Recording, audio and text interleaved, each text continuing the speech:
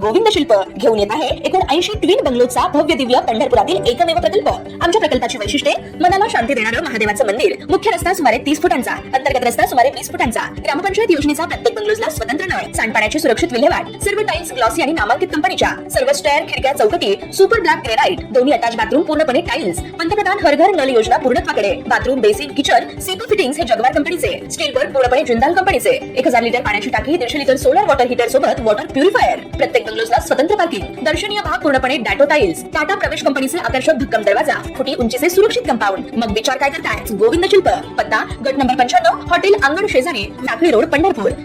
ताज्या घडामोडी पाहण्यासाठी आमच्या YouTube चॅनलवरील PVR म्हणजेच पंढरी वार्ता या न्यूजला सबस्क्राइब करा आणि शेजारील बेल आयकॉनवर क्लिक करा। आम्ही राज्यातील शेतकऱ्यांसाठी कर्जमाफी योजना राबविण्याचे आश्वासन दिले होते। त्याकरिता समिती गठीत केली आहे। राज्यातील 30 सप्टेंबर 2025 रोजी पीक कर्ज थकीत असणाऱ्या पात्र शेतकऱ्यांना 2 लाख रुपयापर्यंत कर्जमाफी देणारी पुण्यश्लोक अहिल्यादेवी होळकर शेतकरी कर्जमाफी योजना मी आज जाहीर करीत आहे। मुख्यमंत्री देवेंद्र फडणवीस यांनी राज्याचा अर्थसंकल्प सादर केला। यावेळी मुख्यमंत्र्यांनी शेतकरी कर्जमाफीची घोषणा केली आहे।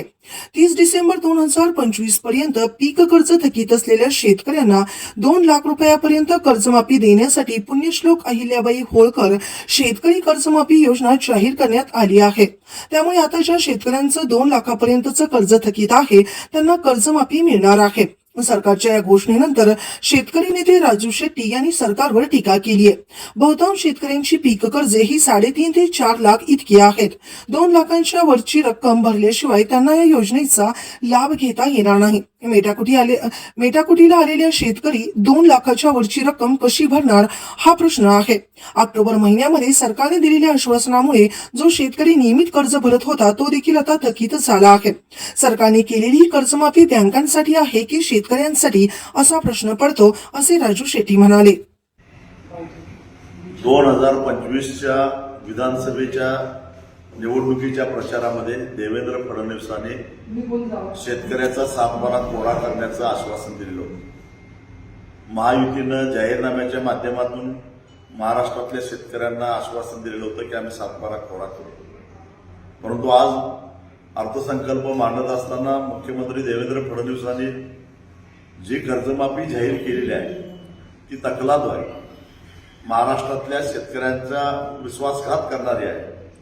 कारण या संदर्भामध्ये ऑक्टोबर महिन्यामध्ये आम्ही जेव्हा आंदोलन केलेलं होतं त्यावेळी सह्याद्री अतिथीगृहामध्ये झालेल्या बैठकीमध्ये सुद्धा मुख्यमंत्र्यांनी सातबारा कोरा करणार असल्याचा पुनरुच्चार केलेला होता। परंतु प्रत्यक्षामध्ये आज जी कर्जमाफी जाहीर केलेली आहे त्याच्यामध्ये काही अर्थ राहिलेला नाही आहे। एकतर राज्यातल्या बहुसंख्य शेतकऱ्यांचं कर्ज हे साधारणपणे 2.5 ते 3 लाखापेक्षा जास्त आहे आणि ते थकीत असल्यामुळे व्याजासकट ते आता 3.5 लाखाच्या पुढे गेलेलं आहे। असं असताना 2 लाखापर्यंतचं कर्जमाफीचा लाभ तेव्हा मिळेल जेव्हा वरची रक्कम बँकेमध्ये शेतकरी भरेल। परंतु यावर्षी झालेल्या ऑक्टोबर महिन्यातल्या अतिवृष्टीमुळं आणि एकूणच शेतीमालाचे भाव पडल्यामुळं सगळ्याच पिकांची लागवड करणाऱ्या शेतकरी हा पूर्ण अडचणीत आलेला आहे। वरचे पैसेच त्याला भरायला शिल्लक नाही आहे, तेव्हा तो पैसे भरणार कसं? म्हणजे वरची रक्कम न भरल्यामुळं कुणी यांच्यामध्ये पात्र होणार नाही। 15 ते 17% शेतकऱ्यांना काही अंशी याच्या दिलासा मिळू शकेल। नियमित कर्ज भरणाऱ्यांची परिस्थिती अशी आहे की ऑक्टोबर महिन्यामध्ये यांनी जाहीर केलं की आम्ही कर्जमाफी जाहीर करणार आहोत, त्यामुळे जे नियमित होते तेही थकीत गेले आणि त्यामुळे ते थकीत गेले म्हणून आता नियमित कर्जदारांच्या यादीतून ते बाहेर पडले, त्यामुळे तेही त्याच्यातून बाद होतात। आंबा उत्पादक शेतकऱ्यांची आशा होती, काजू उत्पादक शेतकऱ्यांना असं वाटत होतं, कोकणातल्या शेतकऱ्याला पहिल्यांदा असं वाटत होतं की काहीतरी आपल्याला मिळेल। परंतु यावर्षी अतिवृष्टीमुळे आणि त्याच्यानंतर पडलेल्या थंडीमुळे आंबा आणि काजूच्या बागा पूर्ण नेस्तनाबूत झालेल्या आहेत। त्या शेतकऱ्यांना याचा काहीच लाभ होताना दिसत नाही. नाशिकचा द्राक्ष उत्पादक शेतकरी असेल, कांदा उत्पादक शेतकरी असेल, डाळिंब उत्पादक शेतकरी असेल, यांनाही निसर्गाचा मोठा तडाखा बसला आणि हे सगळी भांडवली गुंतवणूक असणारी शेती आहे. त्याचाही यांना काही या कर्जमाफीचा फायदा होत नाही. कोरोनाच्या काळामध्ये green house, shade net, poly house याची शेती करणारे जे शेतकरी होते ते प्रचंड अडचणीत आले होते. यापूर्वीच्या 2 कर्जमाफीमध्ये त्यातला कुठेही त्याचा विचार केला गेला नव्हता. यावेळी जर त्यांचा विचार होईल असं वाटलं तर तेही वंचित राहिले आहेत.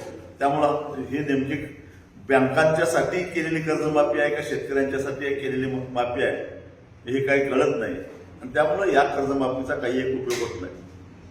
ऑक्टोबर आणि नोव्हेंबर महिन्यामध्ये जी काय प्रचंड अतिवृष्टी झाली होती त्याच्यामध्ये कापूस, सोयाबीन आणि सगळ्याच पिकांचं मोठ्या प्रमाणामध्ये नुकसान झालेलं होतं आणि त्या नुकसान झालेल्या शेतकऱ्यांना नुकसान भरपाई देत असताना कर्जमाफीचा लाभ मिळेल असं गाजर दाखवलं गेलं आणि कर्जमाफीचाही लाभ नाही अशी अत्यंत निराशाजनक अशा प्रकारची ही सगळी घोषणा आहे.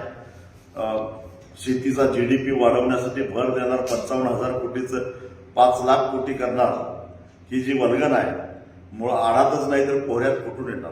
त्यासाठी भांडवली गुंतवणूक करावी लागते आणि ती करत असताना शेतकरी शेतीमध्ये भांडवली गुंतवणूक करण्यासाठी सक्षम असावा लागतो. ती सक्षमता शेतकऱ्यांच्यामध्ये नसेल तर ह्या केवळ वल्गना आहेत, कवी कल्पना आहेत, त्यातून काहीही साध्य होणार नाही.